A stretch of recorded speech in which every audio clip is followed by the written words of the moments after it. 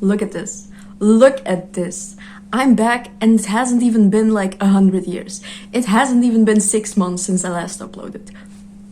Who would have expected this? Who would have expected this? Not me.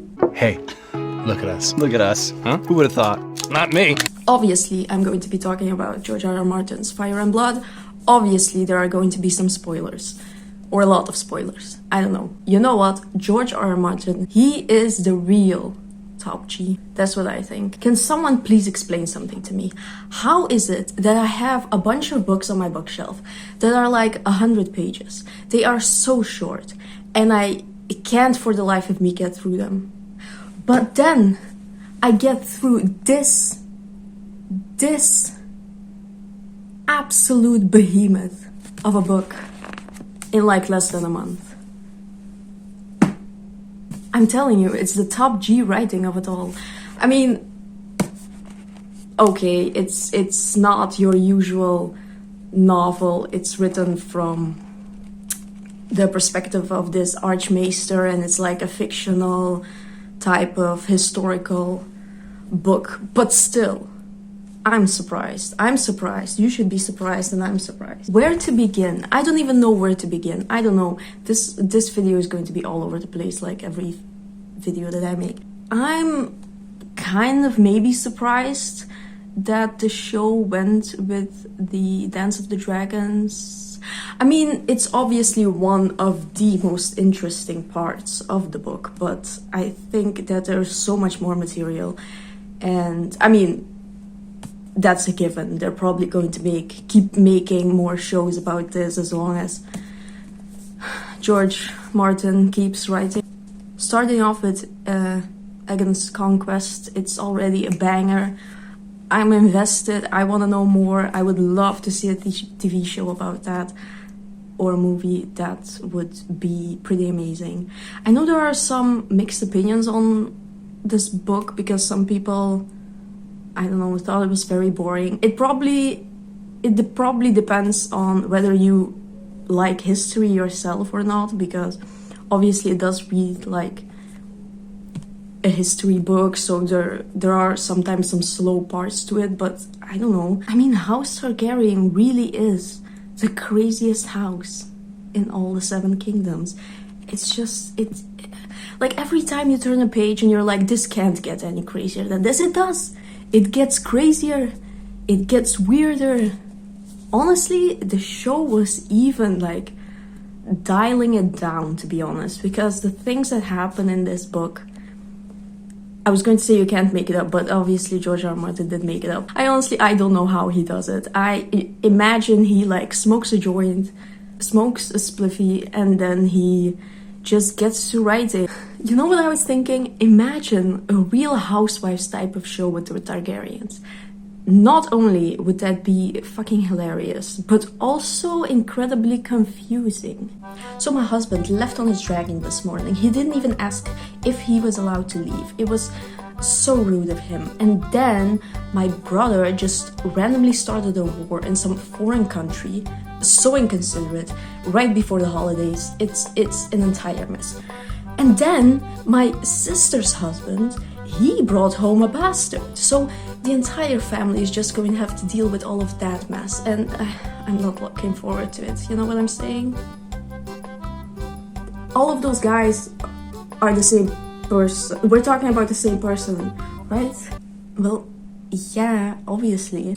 Honestly, the entire book is just like Targaryens being told, like, you can't marry your family member. And they're like, don't you know who we are? We are the Targaryens. We can do whatever the fuck we want. If I want to marry my family member, that's what I'm going to do.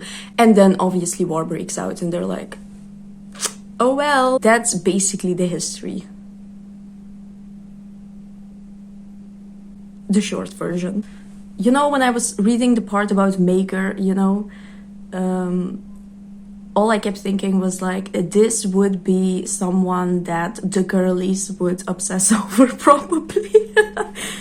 Like, get in loser, no villain, just drop. Honestly, can't wait for his TV show, to be honest. Him and his Black Brides, it sure is going to be something.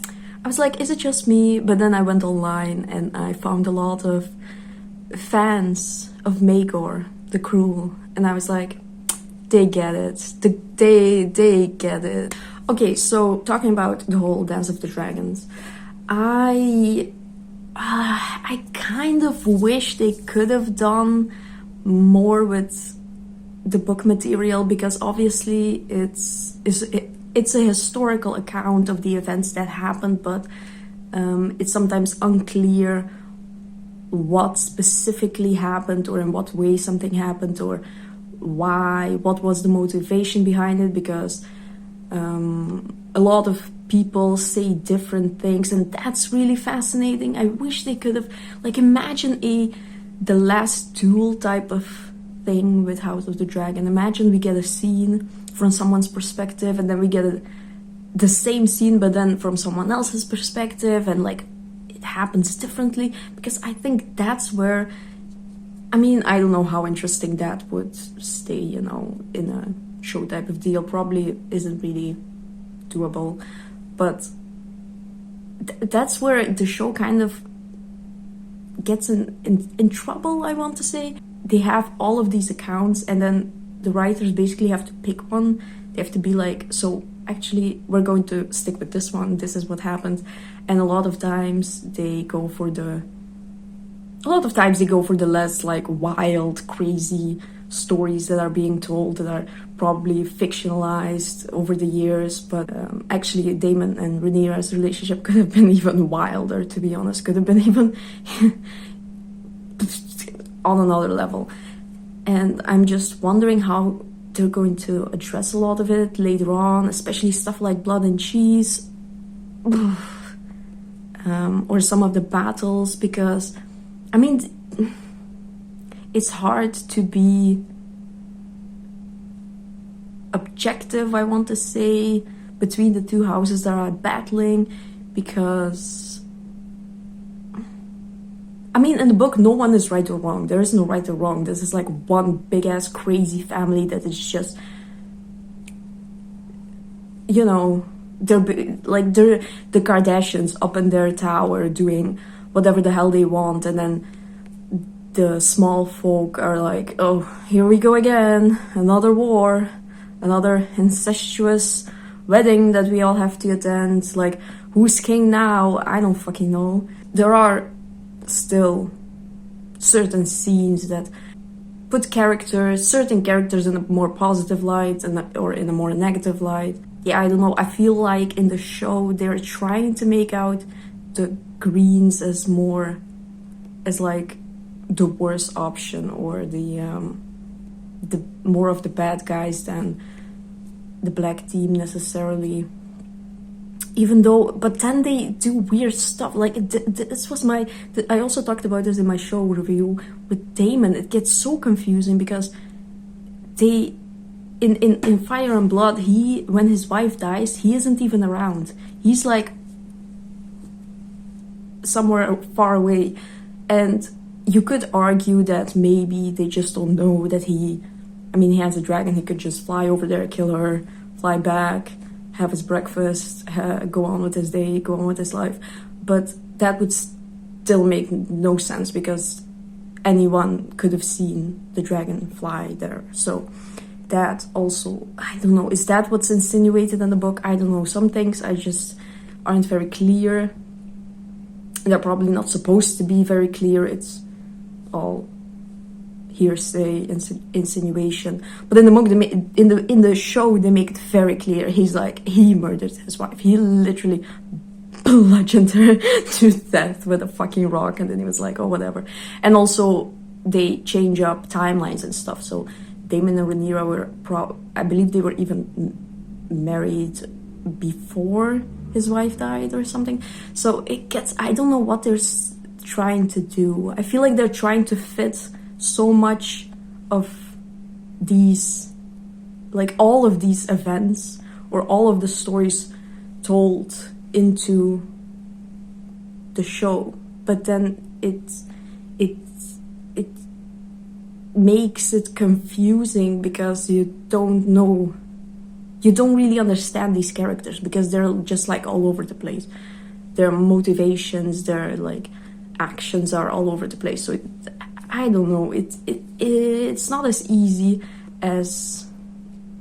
You'd think it wouldn't be as easy as just adapting A Song of Ice and Fire, but clearly that was also too much trouble to just film what was already put on the page for you. Like, it was all it was all there, but then apparently that also didn't work out, so I don't know. Or like another thing with Damon, I keep saying it, but it's like really the weirdest thing.